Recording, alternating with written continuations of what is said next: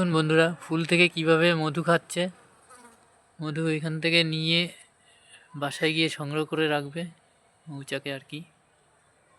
দেখুন, মৌচাক এই কাছাকাছি কোথাও নেই, একটু দূর থেকে এই মাছিগুলো এসছে, একটুখানি দূর থেকেই। এগুলো ক্ষুদে মৌমাছি, বড় মৌমাছি না।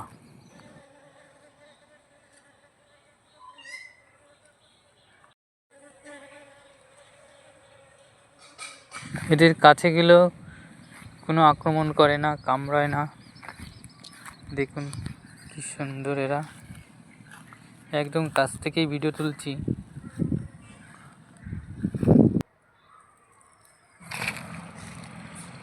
লেবু ফুল থেকে মধু খেয়ে ওরা বাসায় গিয়ে আবার মধু তৈরি করে রাখবে। যে মধুটা, সেই মধু বন্ধুরা আশা করি আরও বেশি সেন্ট এবং টেস্ট বেশি হয়ে যাবে। আপনাদের কি মনে হয়? আমার তো মনে হচ্ছে এদের এই লেবু ফুলের মধুটা আরও সেন্ট হবে, টেস্টও বেশি হওয়া উচিত।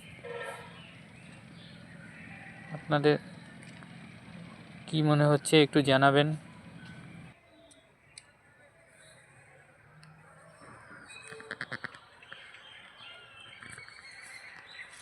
দেখুন গাছে কি সুন্দর লেবু হয়েছে। কদিন আগেও ফুল ছিল, 2 দিন আগে, এখন আবার লেবু পরিণত হচ্ছে। আর একটা মৌমাছি এসে গেছে মধু খেতে, কি সুন্দর লাগে।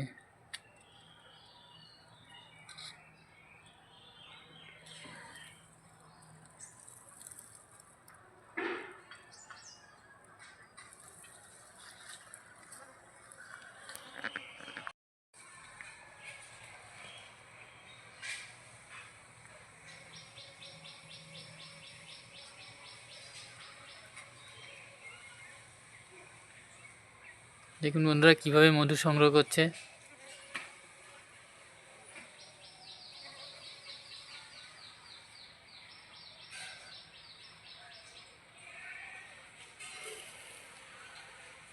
মৌমাছি,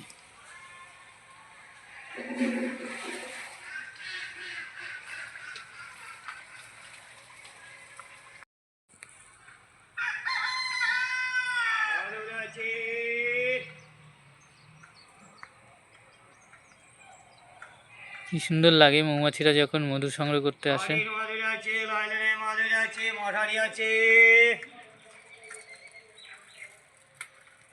পায়ে আবার রেনু লাগিয়ে রেখেছে, বাসায় গিয়ে ওটা আবার ঘর তৈরি করতে ওদের ব্যবহার হয়, মোম জাতীয় একটা জিনিস।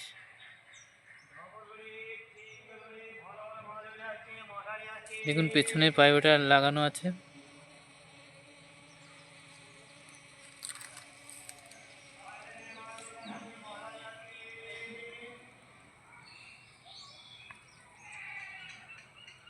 দেখুন পায়ে লাগানো আছে রেনু।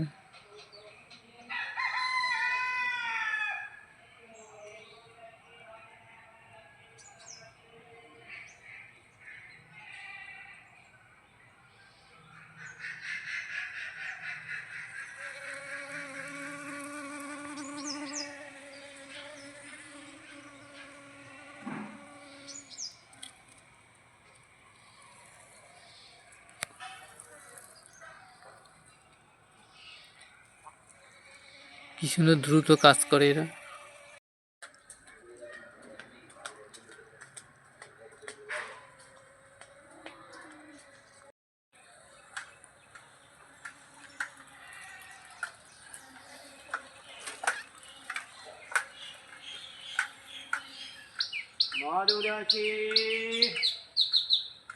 এইটা বন্ধুরা এইটা কিন্তু গন্ধরাজ লেবু গাছ। এই পাতাও খুব সেন্ট, আর লেবুর গায়ের খোসাও খুব সেন্ট। লেবুগুলো খুব সুন্দর হয়, প্রচুর পরিমাণে লেবু ধরে এই গাছটাতে। এর জন্য মৌমাছিরাও অনেক উপকার করছে বলে লেবু ধরবে ওরকম পরিমাণে, পরাগ সংযোগে সাহায্য করছে। দেখুন কত উপকারী প্রাণী।